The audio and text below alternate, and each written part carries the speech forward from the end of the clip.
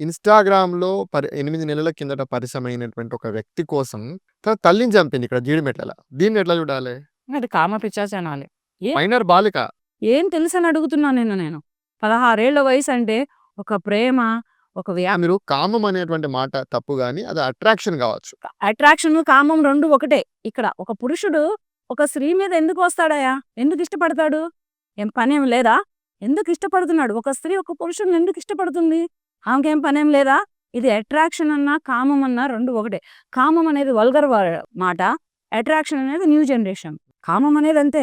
15 ఏళ్ళకి 16 ఏళ్ళకి వచ్చేది కేవలం అట్రాక్షన్ గదా! దాన్ని మీరు అట్రాక్షన్ ఎట్లా? ఇప్పుడు చంపుతున్న మర్డర్‌లన్నీ అట్రాక్షనే చంపుతున్నారా?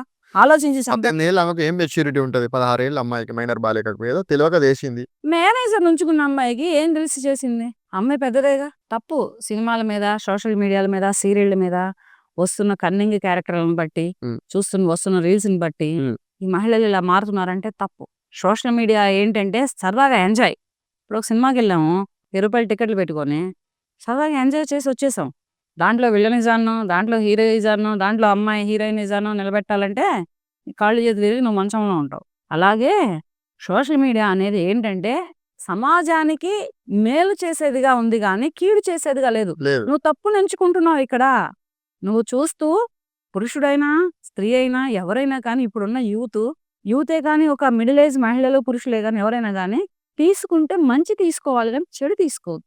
నువ్వు చెడు ఎలా తీసుకుంటావు? అంటే ఇటువంటి హత్యలు ఇప్పుడే జరుగుతున్నాయా? లేకపోతే ఇంతకుముందు కూడా జరిగినాయా? అంటే ఈ మధ్య కాలంలో సోషల్ మీడియా గాని, మీడియా ప్రభావం ఎక్కువ కావడం వల్ల ఇవన్నీ బయటపడుతున్నాయి. అంతకుముందు కూడా జరిగినాయా?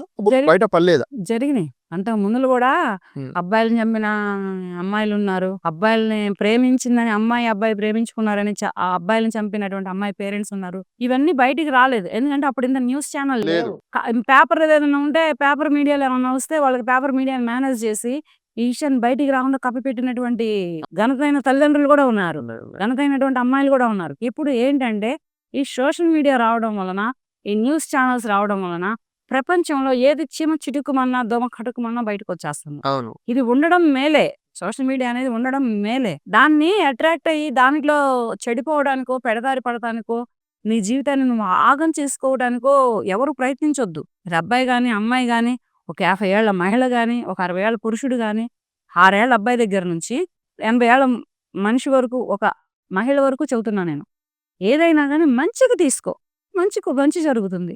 నువ్వు చెడుకు తీసుకుంటే చెడే జరుగుతుంది. మంచి ఎక్కడి నుంచి వస్తుంది? అంటే ఇవన్నీ ఆగుతాయా? ఇంకా కొనసాగుతాయా? ఆగవు. ఎంతవరకు పోవచ్చు? చెప్పలేం.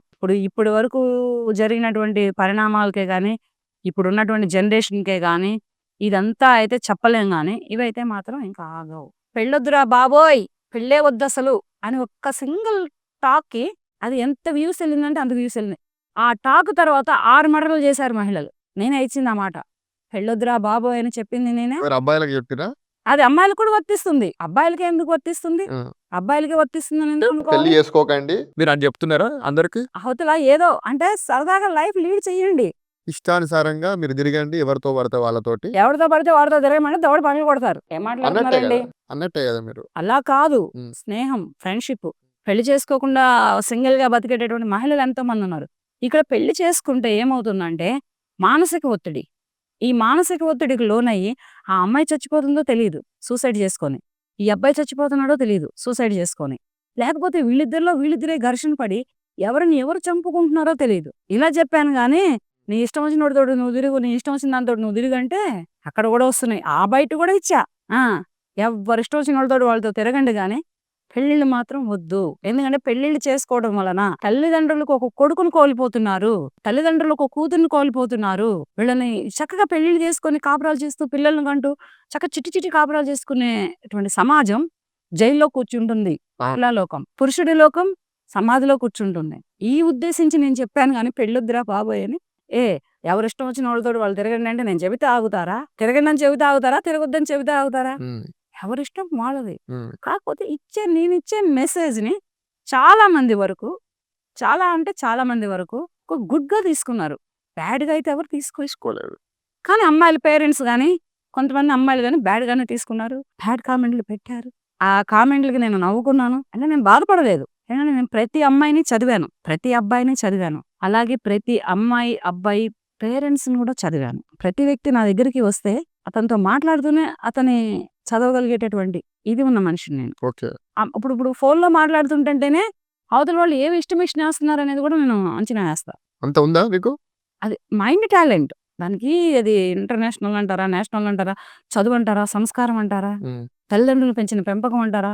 లేకపోతే నేను పెరిగిన అంటే నేను ఎటువంటి పెంపకంలో పెరిగానంటే ఒక మాస్‌గా పెరిగాను. మీరు పెరిగినటువంటి విధానం. నేను బ్రతికినటువంటి నా వయసు 40 సంవత్సరాలు. ఈ రోజు వరకు కూడా నాకు ఊహ తెలిసిన దగ్గర నుంచి నేను బ్రతుకుతున్న విధానం, పెరిగిన విధానం అన్నీ కలిపి వీళ్ళందరినీ చదువుకుంటూ వచ్చాను.